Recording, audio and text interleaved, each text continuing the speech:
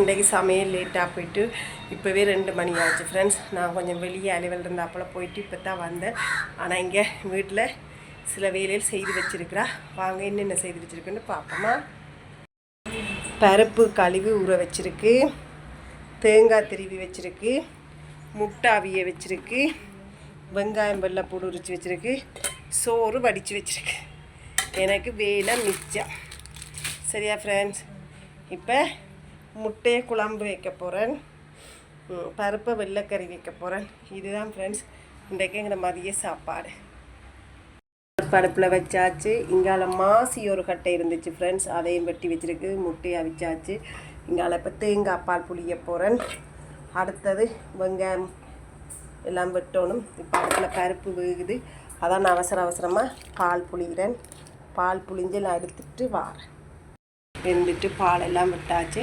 இஞ்சால குழம்புக்கு அவசரமாக செய்கிறேன். ஏன்னா பசி வைத்த பிடுங்குது. 2 கால் ஆச்சுது. இப்போ பருப்பு காணும். பருப்பு ஆஃப் பண்ணிவிட்டு இங்கால குழம்புக்கு தாளித்து விடுவோம். கத்திரிக்காய் பொரிக்கையில் வெட்டி சும்மா போட்டு வதக்க போகிறேன். குழம்பு ஃபோன் வந்தபடியாக கதைச்சி கொண்டு அப்படியே குழம்ப கூட்டி அடுப்பில் வச்சாச்சு. முட்டையெல்லாம் போட்டாச்சு, மாசியெல்லாம் போட்டு வச்சிருக்கு. கொதிக்கட்டும். நல்லா கொதிச்சதுக்கு பிறகு பார்ப்போமா. சரியா?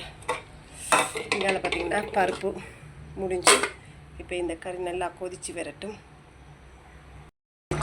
தக்கண்டு வந்துட்டு ஓகே ஃப்ரெண்ட்ஸ், என்னுடைய சாப்பாடு முடிஞ்சு. இது சிம்பிளாக முடிஞ்சு பார்த்திங்களா. பருப்பு வெள்ளைக்கறி முட்டையும் மாசி கத்திரிக்காய் போட்டு தக்காளி போட்டு ஒரு குழம்பு. இங்கால பார்த்திங்கன்னா பருப்பு முடிஞ்சு, தயிர் இருக்குது, தயிரோடு விட்டு சாப்பிட வேண்டிய ஃப்ரெண்ட்ஸ். ஓகே, சமையல் முடிஞ்சு. இனி நாங்கள் சாப்பிட்டு வெளியில் ஒரு வேலை இருக்குது போகிறேன். இருந்ததை சிம்பிளாக சமைச்சு முடிஞ்சு. ஓகே, என்னுடைய சேனலை சப்ஸ்கிரைப் பண்ணி பெல் பட்டனை தட்டி விடுங்க. பாய்.